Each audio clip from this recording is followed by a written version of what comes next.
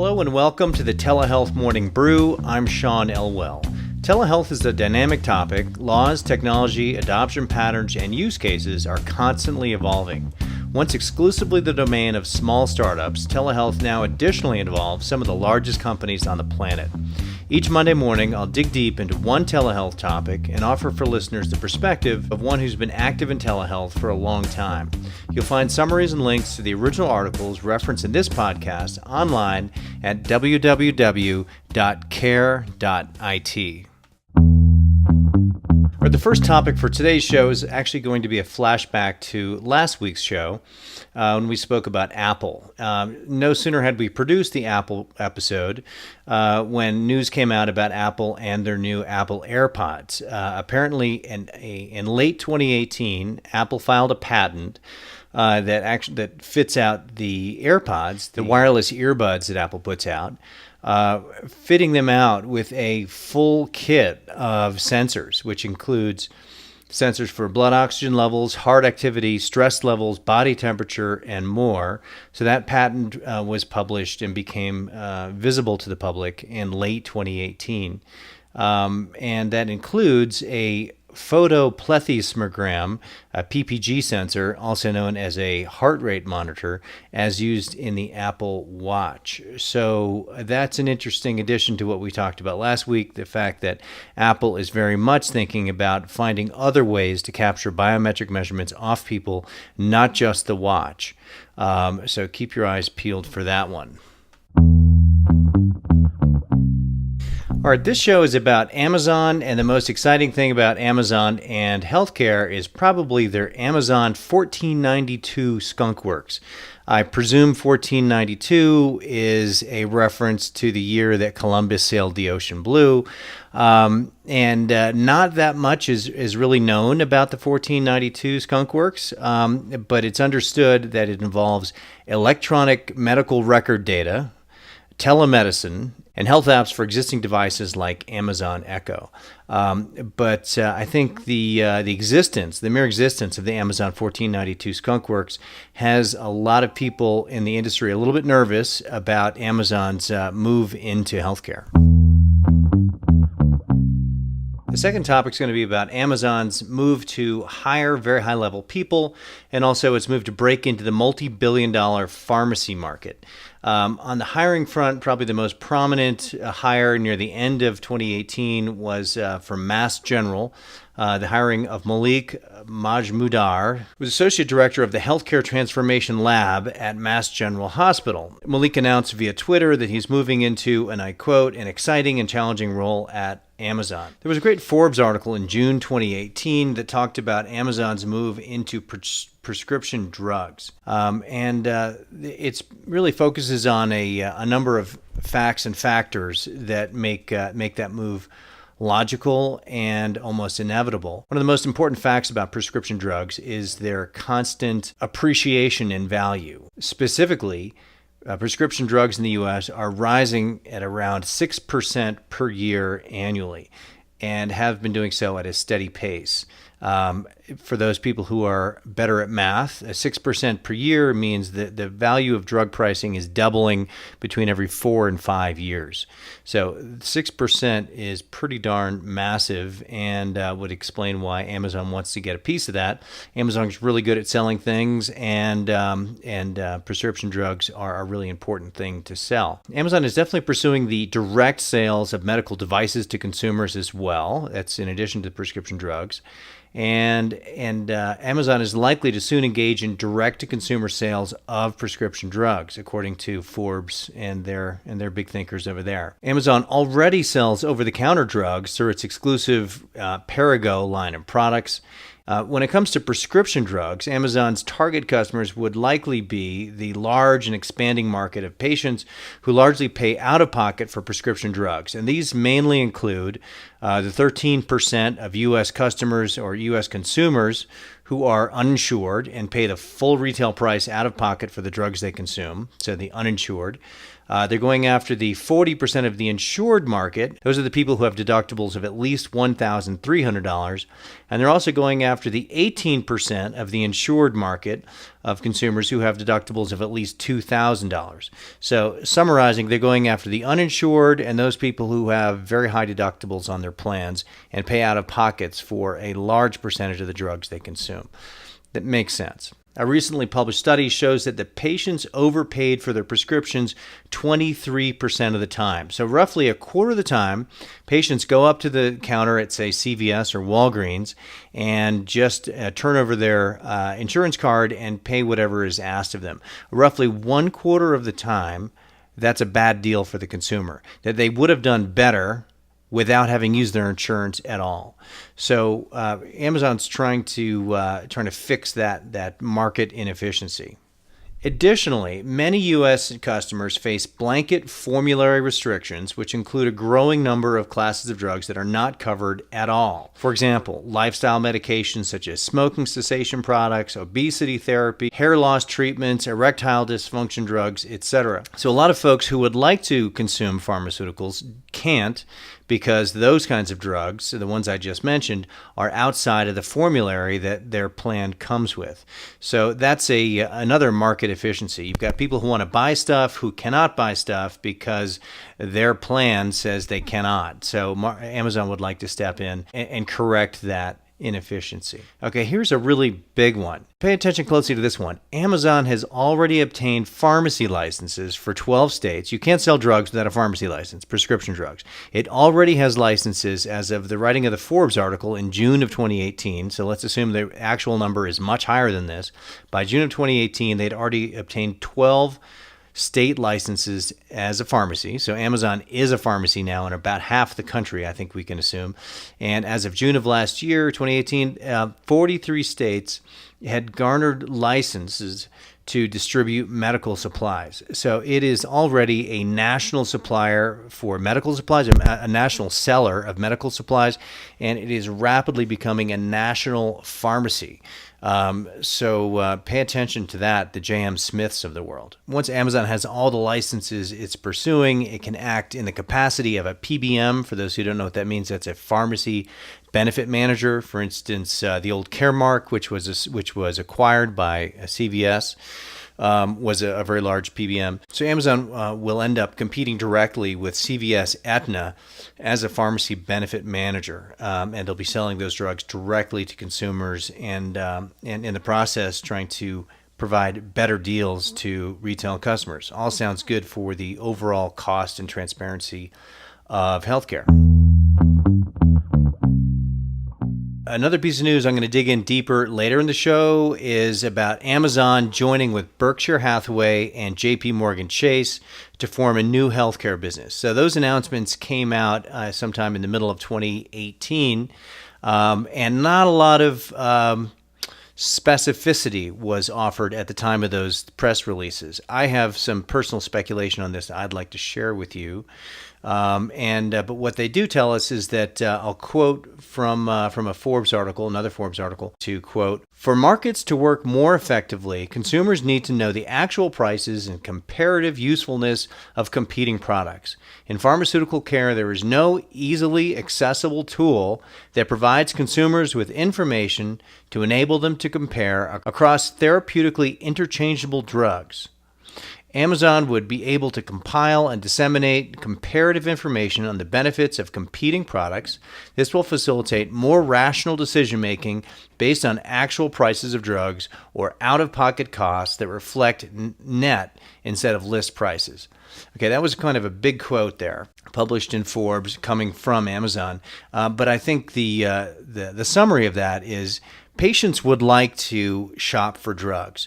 There are various different drugs out there that have similar functions. A lot of patients do not have the scientific literacy and medical savvy to go figure out, oh, I could use this drug instead of that one. This one costs half as much as that one, and make a good economic decision, especially if you are uninsured or on a very high deductible plan, which is a much larger percentage. So it's hard for people to make good, rational financial decisions if they don't know enough about how these drugs actually work and what the comparable drugs are. So that's a place where Amazon is trying to get busy. I personally think that's a bit of a red herring, because I think Amazon, Berkshire Hathaway, and JP Morgan are up to much more than that. Okay, the next topic is about a big announcement that came out in June of 2018 about Amazon acquiring PillPack for about $1 billion. Now, Amazon had to compete with Walmart for that acquisition. Both were trying for it, and good for PillPack. They came out only a few years ago. They turned into $1 billion companies. They raised about $100 million, and several years into their young lives, they get acquired by Amazon for about $1 billion. So what PillPack does, for those who don't know PillPack, is they'll take your prescriptions, and say you're an older person with multiple prescriptions, and they'll handle all of it. So they'll actually do the some of the thought work of making sure that all your prescriptions are properly spaced and don't have incompatibilities. They will put those pills into little tiny plastic pouches with a little zipper top to them, and they're all strung together, and they come in a fancy box that looks like something Apple would have created, and they mail it out to you. So you don't have to go to the pharmacy. And also, so it solves a couple of problems. You don't have to go to the pharmacy. You don't have to worry about drug incompatibilities because they take that job on. And they also package them together. So here's all your drugs for Monday morning, Monday midday, Monday afternoon, Tuesday morning, so on and so forth. You just take the pills in the sequence that they're provided. The instructions are printed onto these little zip open packages. It's a very slick way to take drugs. It, in theory, should help with medical compliance and some of the incompatibilities that people now suffer by taking the drugs at the wrong time, and just simplifies the whole thing. Again, saves you the trip to the pharmacy. Well, Amazon liked that enough to go buy it for about $1 billion. I'm not sure if they bought it because they want it, or they were trying to prevent Walmart, or a little of both. My guess is a little of both. Okay, now the next topic, we're gonna circle back to the topic I just mentioned before about Amazon joining forces with Berkshire Hathaway and J.P. Morgan Chase and Company. This came out in January of 2018, the very beginning of 2018. Their overt purpose, as came out in their announcements, was that they are going to focus on U.S. employee healthcare and cost reduction. And this effort is spearheaded by three people, one from each of the three big companies involved. You've got Todd Combs, who's an investment officer at Berkshire Hathaway. Marvell Sullivan Burkhold, who's a managing director at J.P. Morgan Chase, and you've got Beth Galati, who's a senior vice president at Amazon. So I would say those are three really good people to know these days: Todd Combs, Marvell Sullivan, and Beth Galati. Okay, in terms of what this collaboration is meant to do, there's a great quote that was published that's attributed to Warren Buffett, and I'll read it to you. It says, "The ballooning costs of healthcare act as a hungry tapeworm on the American economy. Our group does not come to this problem with answers, but we also do not accept it as inevitable. Rather, we share the belief that putting our collective resources behind the country's best talent can, in time, check the rise in healthcare costs." That's Warren Buffett. Okay, so let's think about what these three companies really are. You've got Amazon, who's a technology company and a retailer. You've got Berkshire Hathaway, who's probably the most relevant thing that they do to this relationship, in my view, is Geico. They are an insurance company, a really, really big insurance company. They know how to go into insurance in a big way.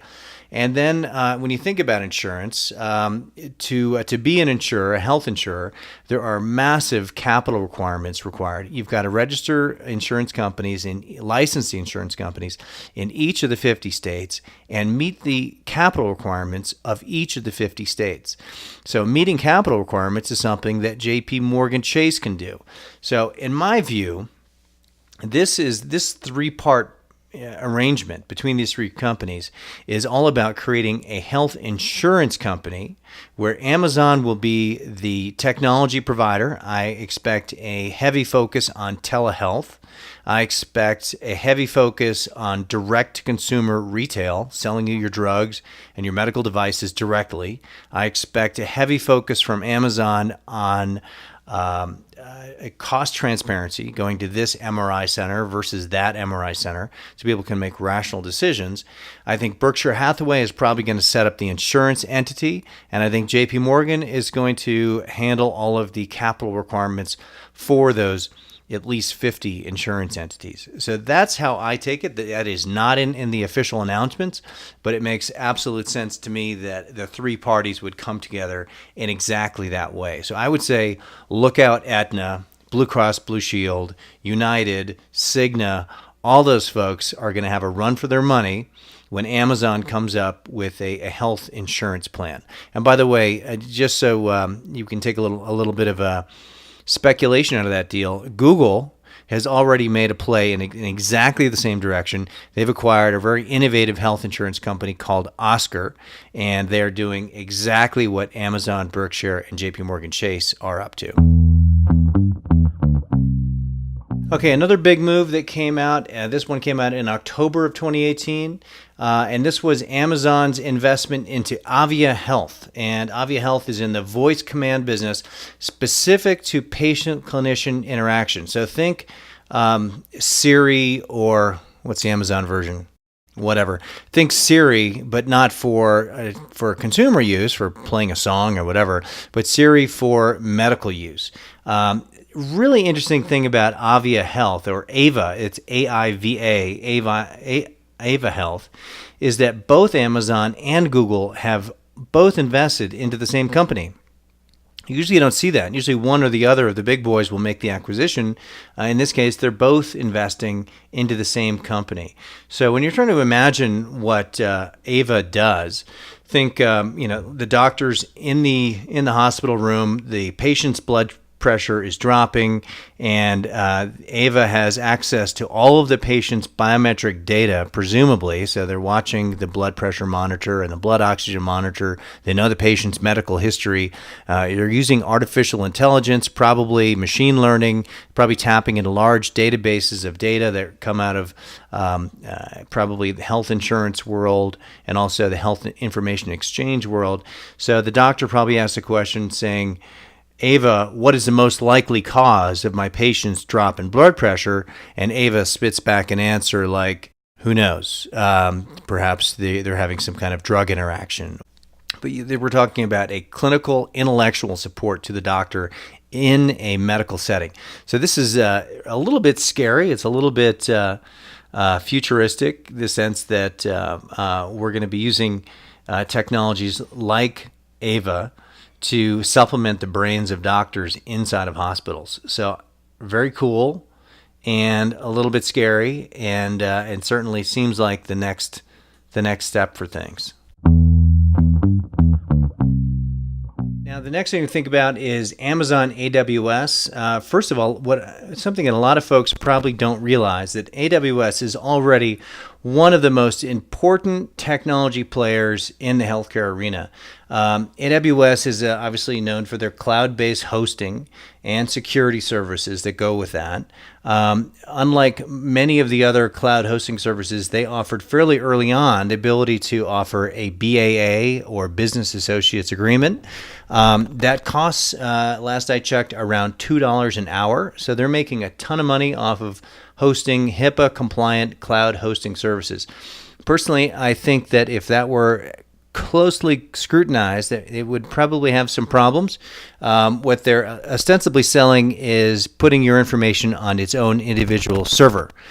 That is directly in conflict with the whole concept of cloud hosting. Cloud hosting means your stuff is basically everywhere and in every server farm that Amazon owns, as a way to deliver the information and the data packets to arrive more rapidly.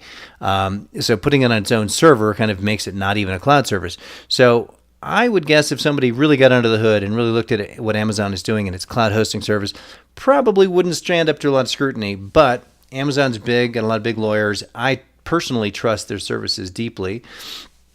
And they're making a lot of money off of pretty much everybody right now. And everyone's paying them at least about $2 an hour to host their HIPAA-compliant data. Amazon, as of November 8th, so not very long ago, just a couple of months ago, they added to what it's doing with AWS a collection of machine learning services. This now includes Amazon Translate, Amazon Comprehend, and Amazon Transcribe. So these are new HIPAA-eligible products that cater to a variety of different healthcare needs, primarily centering around the management around management and patient engagement. So Amazon Transcribe is a speech-to-text service. With this new designation, it will be able to create a transcript of a provider-to-provider call. Google Translate already does this very well. But Amazon's getting into this business as well, and they're doing it in a HIPAA-compliant manner. Amazon Translate technology can now be employed to help doctors and patients communicate regardless of language barriers. That's really important. I'm in New Mexico right now. A patient can walk in, speak Spanish, speak into an Amazon Translate box. Out comes English for the doctor, for instance, and all goes smoothly. The Amazon Comprehend analyzes the patient-provider conversations and zeroes in on specific key phrases to improve patient interactions in the future. So the Amazon Comprehend is by far the most high-tech of these new services. And frankly, I need to know more to really understand what the Amazon Comprehend is going to do for people.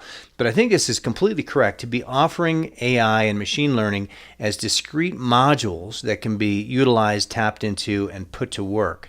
I definitely have been predicting AI and machine learning to be sold in this way, and Amazon being the likely seller of it. So this is a fairly well predicted and understandable evolution of things. And I look forward to looking closely at them to see how we can use them in some of the software we're producing. Got a little quote here that reads like this. This maybe will help you with these new modules. November 28th, 2018, Amazon Web Services unveiled a new machine learning tool that looks to help healthcare industry developers process bodies of unstructured medical text called Amazon Comprehend Medical. The HIPAA-eligible service is able to pull out medically relevant information such as patient diagnosis, symptoms, medical test details, treatments, and dosages, while simultaneously highlighting any protected health information. So that's the official description of what Amazon Comprehend does. Sounds pretty great, and we'll see how that all goes. Okay, quick summary here. I'm going to do a summary of Amazon versus Apple. And the previous week I did Apple. This week I'm doing Amazon with a quick flashback to Apple. And so it's timely for me to look back and try to compare Amazon versus Apple. And what I think I see is Amazon moving much more aggressively in a much more focused and visionary way. They've developed some really powerful friends, and I think they have a real vision for really taking over healthcare.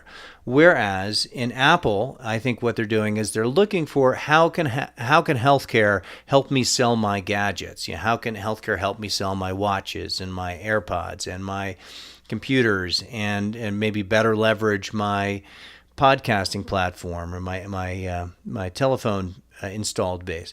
Whereas I think Amazon's coming at it differently. They're saying, this is a huge sector. This is $4 trillion of the economy. How can we take it over? I think very different mindsets are visible when you look at what each one's doing.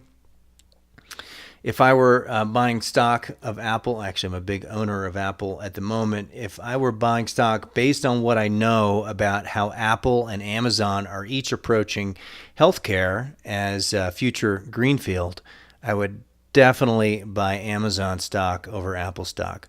Way more visionary, way more aggressive, and they're not just trying to use it to make themselves a little better. They're trying to take it over. It's just a whole different mindset, and one of them is just a lot bigger than the other. So anyway, that's Telehealth Morning Brew for Monday, February 4th, and thank you for listening, and check in next week for our next episode on Google.